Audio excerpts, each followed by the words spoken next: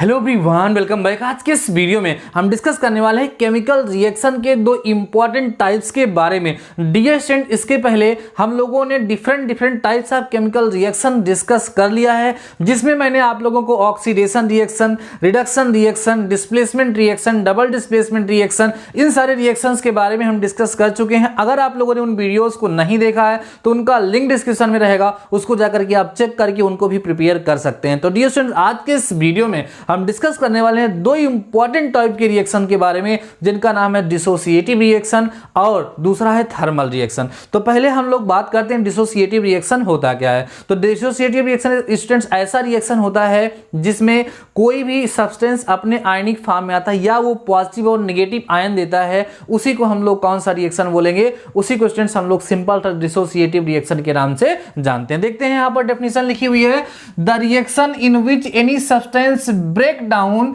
into positive and negative ions is called dissociative reaction. देखिएगा example यहां पे हमने लिखा है, acetic acid in water dissociate into CH3COO- and H3O+। इसको बोलते हैं एसिटेट आयन, इसको बोलते हैं हाइड्रोनियम आयन। अब देखो स्टूडेंट्स, रिएक्शन समझिएगा। यहां पर CH3COOH ये हमारा एसिटिक एसिड है। एसिटिक एसिड को जब वाटर में डिजॉल्व किया जाता है या जब वाटर के साथ ये रिएक्शन करता है तो यहां बनाता है एसिटेट आयन और हाइड्रोनियम आयन। तो देखो ये माइनस है, मींस नेगेटिव आयन, और ये पॉजिटिव दे रहा है, इसलिए ये रिएक्शन जो आपके सामने दिख रहा है इसको हम लोग बोलेंगे डिसोसिएशन रिएक्शन। अब एक बात यहां आप सोच रहे हैं, सर अभी तक कोई भी रिएक्शन आप दिखाते थे तो उसमें सिंगल एरो लगी रहती थी, इसमें इधर की तरफ से भी एरो लगी है, इधर की तरफ से भी। तो स्टूडेंट्स, इसको आगे चल के आप लोग डिटेल में पढ़ेंगे। इसको बोलते हैं रिवर्सिबल रिएक्शन। कैसी रिएक्शन? Reversible reaction. ऐसे रिएक्शन जिसमें रिएक्टेंट से प्रोडक्ट, फिर बाद में प्रोडक्ट से रिएक्टेंट उसको फॉर्म किया जा सकता है, उसी को हम लोग बोलते हैं रिवर्सिबल रिएक्शन। बस अभी आप इतना ही जानिए, बाकी आगे चल के आप लोग में पढ़ेंगे, ठीक है।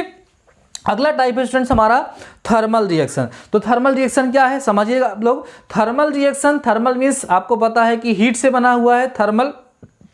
तो थर्मल रिएक्शन मींस ऐसा रिएक्शन जिसमें या तो एनर्जी रिलीज होती है या तो एनर्जी अब्जॉर्ब होती है, उसको हम लोग बोलते हैं थर्मल रिएक्शन। इसके बेसिस पे थर्मल रिएक्शन को दो कैटेगरी में कैटेगराइज किया गया है, एक को बोलेंगे एक्सोथर्मिक रिएक्शन और एक को बोलेंगे एंडोथर्मिक रिएक्शन। आइए हम लोग दोनों को समझ लेते हैं और आज हम लोग केमिकल रिएक्शन के टाइप्स को अच्छे से समझ पा रहे हैं, ठीक है। तो देखिए स्टूडेंट्स, हमारे पास थर्मल रिएक्शन की डेफिनेशन है, the reaction in which heat is absorbed or released is known as thermal reaction. It is of two types.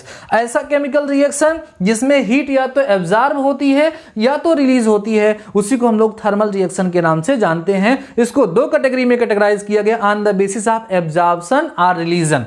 तो देखिए, पहला है एक्सोथर्मिक रिएक्शन, दूसरा है एंडोथर्मिक रिएक्शन। आइए डेफिनेशन समझिएगा। एक्सोथर्मिक रिएक्शन क्या होता है स्टूडेंट? ऐसा रिएक्शन जिसमें हीट रिलीज होती है, means after completion of reaction heat is released, that is known as exothermic reaction। एक डेफिनेशन यहां पे लिखा है, the reaction in which heat is released is known as exothermic reaction। Example समझिएगा और इसको लिखने का तरीका देखिएगा। N2 गैसियस फॉर्म में है, प्लस 3H2 ये भी गैस है, यहां पर अमोनिया गैस ये बना रहे हैं। अब इस गैस को बनाने में जो यह जब रिएक्शन कंप्लीट होता है तो इस रिएक्शन में क्या होता है स्टूडेंट्स, हमें बाद में 92 किलो जूल जो है एनर्जी रिलीज होती है। अब इसको लिखने का तरीका क्या है, डेल्टा इज इक्वल टू, अगर माइनस लिखा हुआ है तो आप समझ लीजिएगा कि यहां पर क्या हो रही है कि अगर डेल्टा लिख करके माइनस लिखा है मतलब एनर्जी रिलीज हो रही है। इसको इस तरीके से लिखते हैं या इसको हम लोग इस तरीके से लिखते हैं, N2 plus 3H2 gives out 2NH3 या प्लस 90 किलो जूल। तो प्लस लगा है, इसका मतलब बाद में 92 किलो जूल यहां पे एनर्जी क्या हो रही है, रिलीज हो रही है। इसलिए कौन सा रिएक्शन है ये? एक्सोथर्मिक केमिकल रिएक्शन है। बात समझ में आ गई। नेक्स्ट स्टूडेंट्स क्या है? Endothermic reaction. एंडोथर्मिक रिएक्शन क्या होता है? ऐसा रिएक्शन जिसमें हीट एब्जॉर्ब होती है, उसको हीट देना पड़ता है तब रिएक्शन होता है, उसको हम बोलेंगे एंडोथर्मिक रिएक्शन। जैसे the reaction in which heat is absorbed is known as endothermic reaction. Example देखो, N2 plus O2 gives out 2NO, ठीक है। अब यहां पर क्या हो रहा है, 180.5 किलो जूल एनर्जी इसको देनी पड़ती है तब ये रिएक्शन होता है। देखो प्लस का मतलब क्या है, ये प्लस में यहाँ पे क्या लिखा, मतलब अगर आपको इस रिएक्शन को कराना है तो आपके पास इतनी एनर्जी होनी चाहिए, क्योंकि जब आप प्लस में इतनी एनर्जी के रहेंगे तभी इसको दे पाएंगे, माइनस में रहेंगे तो कहां से आप दे पाएंगे। यहां माइनस में है, माइनस माने आपको उतना देना नहीं पड़ेगा, आपके पास इतने की कमी है तो ये रिएक्शन उसको कंप्लीट कर देगा। इस तरीके से आप इसको समझ सकते हैं। बात समझ में आई ना, बात समझ में आई। तो 180.5 किलो जूल एनर्जी जब इसको हम देते हैं तब ये रिएक्शन कंप्लीट होता है। तो इसको होने के लिए आपको चूंकि रिएक्शन को कंप्लीट करने के लिए एनर्जी देनी पड़ रही है, इसलिए कौन सा रिएक्शन हो गया, ये एंडोथर्मिक रिएक्शन हो गया। इसको हम ऐसे भी लिख सकते हैं, देखो स्टूडेंट्स कैसे, N2 + O2 gives out 2NO और यहां पर माइनस हो जाएगा, मतलब जब रिएक्शन कंप्लीट हो गया। अब देखो मैं आपको मैथमेटिकली इसको समझा देता हूं स्टूडेंट, जब इसको इधर लेकर के आओगे तो यहां लिखना पड़ेगा 180, ठीक है, 0.5, तो प्लस इधर करना पड़ेगा ना।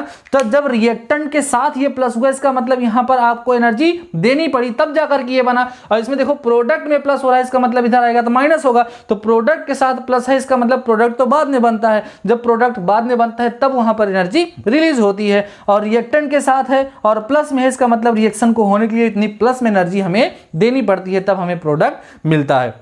तो ध्यान रखिएगा हमेशा के लिए, जब आपको एक्सोथर्मिक को डेल्टा जो होता है वो हीट को दिखाता है स्टूडेंट्स, अगर आपको इसको डेल्टा से दिखाना होगा तो एक्सोथर्मिक में माइनस से होगा, और आपको रिएक्शन के साथ दिखाना होगा तो प्रोडक्ट में आप इसको प्लस कर देंगे। बात समझ में आ रही है। अब इधर क्या होगा, उसका उल्टा होगा, डेल्टा इक्वल टू दिखाना होगा तो प्लस में, क्योंकि प्लस में का मतलब मैंने आपको समझा दिया, अगर आपके पास उतनी एनर्जी प्लस में है तब आप उसको देंगे, तब जाकर के रिएक्शन कंप्लीट होगा। बात समझ में आ रही ना। और उस तरीके से दिखाना होगा तो इधर तरफ माइनस से हम लोग उसको दिखाएंगे। तो आप दोनों मेथड यहां पर रिप्रेजेंट करने का जानते रहिए, क्योंकि जब आप लोग हायर क्लासेस में जाएंगे या अभी आपके 10th के एग्जाम में इस तरह का रिएक्शन आ जाएगा और आपको चेक करना होगा कि एंडोथर्मिक है एक्सोथर्मिक, तो डेल्टा इज इक्वल टू, जब यहां पे माइनस में बच्चे देखते हैं तो माइनस का मतलब हमेशा वो समझते हैं कि एब्जॉर्ब हो रही है और उसको तुरंत वो लगा देते हैं कौन सा, एंडोथर्मिक, जबकि यहां पर माइनस होगा तो ये क्या होगा, एक्सोथर्मिक होगा। इसको ध्यान रखिएगा। अगर रिएक्शन के साथ यहां पर प्लस में लिख दिया गया, यहां पर प्लस में लिख दिया गया, तब वो एक्सोथर्मिक होगा। यहां के साथ माइनस में लिखा गया तो एंडोथर्मिक होगा। तो खूब अच्छे से इसको समझ करके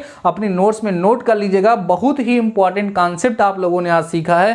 तो केमिकल रिएक्शन के दो अदर टाइप्स आप लोगों ने सीख लिया है। तो इस वीडियो में बताए गए दोनों के दोनों रिएक्शन, डिसोसिएटिव रिएक्शन और थर्मल रिएक्शन, आप लोगों को पूरी तरीके से समझ में आ गया होगा। आप लोग स्टूडेंट्स क्या करेंगे, अच्छा कल के वीडियोज में मैंने थोड़ा सा टास्क दिया था, कुछ बच्चों ने बहुत अच्छा किया। देखो यार, आपको थोड़ा सा ना एक्टिव रहना है। आप केमिकल रिएक्शन पढ़े तो आपको रिएक्टिव रहना है। आपको एक्टिव रहने का मतलब क्या है, जैसे सपोज कर लीजिए कि आपने वीडियोस को देखा, वीडियो में मैंने यहाँ पे डेफिनेशन बताई थी, आपने अपने नोट्स में इस डेफिनेशन को लिख लिया और डेफिनेशन को लिखते ही आप उसको याद कर लिए, और उसको याद करने के बाद एक बार आपको फिर लिखना चाहिए। कहाँ आपको आकर कमेंट सेक्शन में लिख दीजिए पूरा। कमेंट सेक्शन में जब आप लिख देंगे स्टूडेंट्स, देखो कमेंट सेक्शन में लिखने में काफी टाइम लगता है, जब उसको आप लिखेंगे ना तो उस समय आपके सारे टॉपिक्स फिर से रिवाइज हो जाएंगे और वो टॉपिक आपको कभी नहीं भूलेगा। तो इस तरीके से ये जो मेथड आपको हम बता रही है, मेथड आप लोग जो है अपने ऊपर अप्लाई करके देखिए कहां तक आपको प्रॉफिट होता है। वीडियोस को देख करके नोट्स बना लीजिए। नोट्स में जितने भी रिएक्शन, जितनी भी डेफिनेशंस आप लोगों ने लिखा है उसको एक बार 5 मिनट में रिवाइज करिए। उसके बाद आकर के वीडियो में आप कमेंट करके बताइए, हम भी जान जाएंगे कि आप लोगों ने इस केमिकल रिएक्शन को लर्न करने के लिए कुछ टाइम दिया है और आपका वहां पर प्रॉफिट हो जाएगा। आपको केमिकल रिएक्शन और उसकी डेफिनेशन लर्न हो जाएगी। तो ठीक है, आज के इस वीडियो में बस इतना ही। शानदार रहिए, मस्त रहिए, पढ़ते रहिए। मिलते हैं इस वीडियो के साथ, तब तक अपना ख्याल रखिए।